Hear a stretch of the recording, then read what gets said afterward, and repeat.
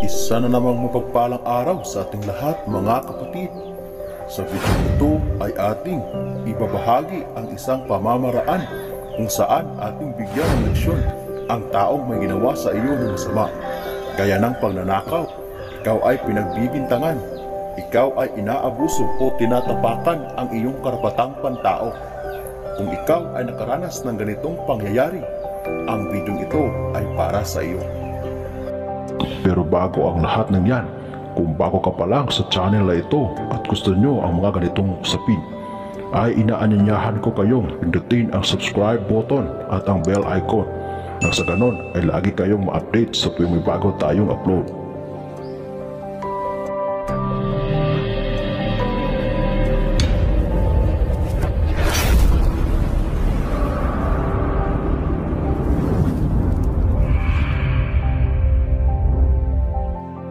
Kung ikaw ay nakaranas ng pang-aapi at pagmamalabis, ito ay para sa iyo. Pamamaraan sa paggawa nito. Gagawin lamang ang pamamaraan ito sa unang Biyernes ng buwan o First Friday sa oras ng alas 8 hanggang alas 10 ng gabi. Una ay kumuha ng garapon na may takip.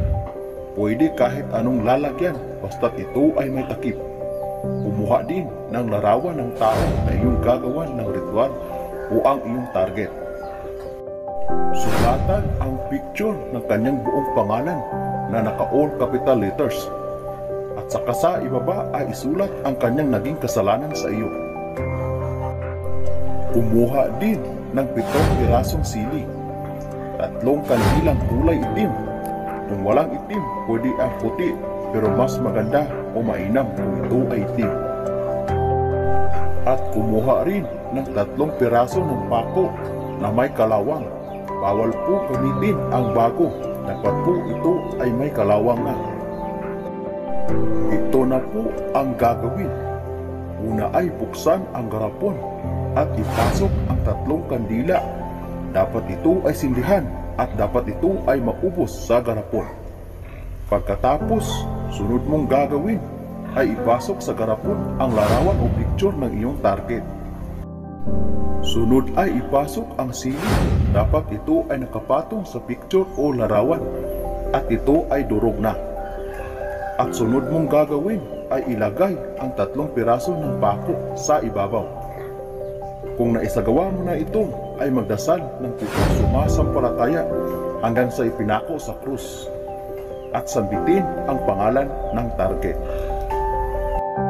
Sa bawat dasal mo ng isang sumasampalataya hanggang sa ipinako sa krus, ay sambitin ang buong pangalan sa huli ng iyong target. Uulitin ito hanggang sa 7 beses.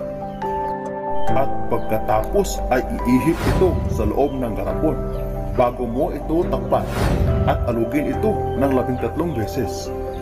Pagkatapos ay ibaon ito sa lupa nang walang nakakakita o nakakaalam sa iyong ginawa.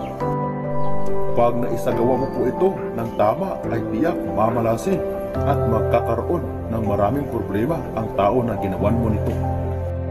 Kung nais nang tanggalin ang bisa nito o itigil lang ang kamalasan sa target, ay hukayin lamang ang garapon na iyong ibinaon at itapon ang laman nito.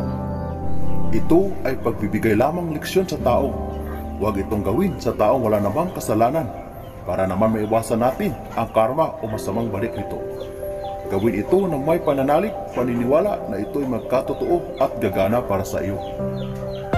Hanggang dito na lamang ang ating kaalaman para sa araw na ito. Muli, maraming salamat sa inyong walang sawang panonood. God bless us all.